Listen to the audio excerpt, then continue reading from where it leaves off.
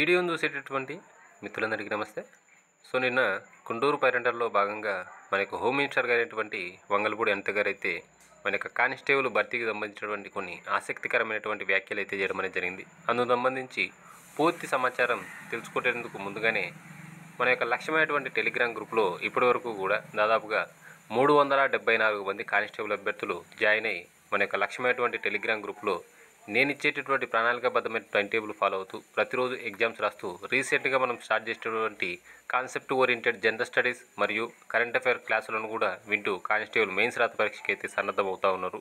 మనం కొత్తగా జరిగేటువంటి విద్యార్థులతో పాటు పాత విద్యార్థులను కూడా ఒకే ట్రాక్ మీదకి తీసుకుని రావాలని చెప్పేసి సిలబస్ రీషెడ్యూల్ చేయడం అనేది జరిగింది.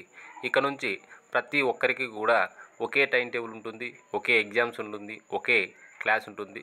సో ఇంకా ఎవరైనా జాయిన్ కావాలన్నటువంటి విద్యార్థులు మన యొక్క లక్ష్యమైనటువంటి టెలిగ్రామ్ గ్రూప్లో జాయిన్ అయ్యి కానిస్టేబుల్ మెయిన్స్ రాత పరీక్షలో 120 నుండి 130 మార్కులు సాధించండి. జాయిన్ కావాలనుకున్నటువంటి విద్యార్థులు నా యొక్క నెంబర్ 9885153134 అటువంటి నెంబర్కు 300 రూపాయలు ఫోన్పే లేదా గూగుల్ పే చేసి ఆ యొక్క స్క్రీన్ షాట్తో పాటు మీ యొక్క కానిస్టేబుల్ అప్లికేషన్ కానీ స్టేజ్ 2 ఫోటో కానీ అదే నెంబర్కి వాట్సాప్ చేయండి. గ్రూప్ లింక్ పంపుతాను, జాయిన్ కండి.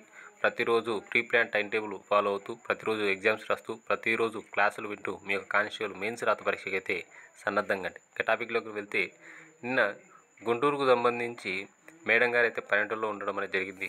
అక్కడ ఈ యొక్క ఏదైతే గత ప్రభుత్వం ఒక పోలీస్ పోస్టును కూడా భర్తీ చేయలేదు, మేము అడ్డంకులను అధిగమించి ఆ యొక్క 6000 పోస్టుల భర్తీకి సన్నాహాలు చేస్తున్నాం అని చెప్పేసి మేడం గారు అయితే ఆసక్తికరమైనటువంటి వ్యాఖ్యలు చేయడం అనేది జరిగింది. అందుకు సంబంధించి మేడం గారు మాట్లాడినటువంటి వీడియోను కూడా ఇప్పుడు మీ ముందు పెట్టేటువంటి ప్రయత్నం చేస్తాను. ఇంతవరకు రిక్రూట్మెంట్ జరగలేదు. లాస్ట్ 5 సంవత్సరాల్లో ఒక పోస్ట్ కూడా వేయలేదు. మళ్ళీ ఈ రోజు వచ్చే కానిస్టేబుల్ పోస్టులన్నిటికీ కూడా కోర్టుల దగ్గర నుంచి వచ్చిన హర్డల్స్ అన్ని కూడా తొలగించుకుంటూ తొలగించుకుంటూ ఈ రోజు 6000 మందిని రోజు రిక్రూట్ చేయాలని చెప్పేసి మేము చిత్తశుద్ధితో ఉన్నాం.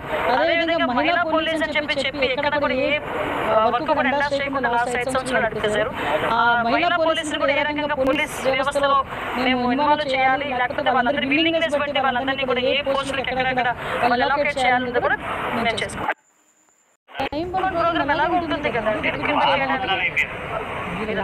వచ్చిన తర్వాత మేము మొదలు పెట్టాం లేదా, మేము వచ్చి 1 year అయినా మొదలు పెట్టాం. ఫిజికల్ టెస్ట్ అన్ని కూడా అయిపోయింది, ఇంకొక రిటర్న్ టెస్ట్ ఒకటే ఉంది.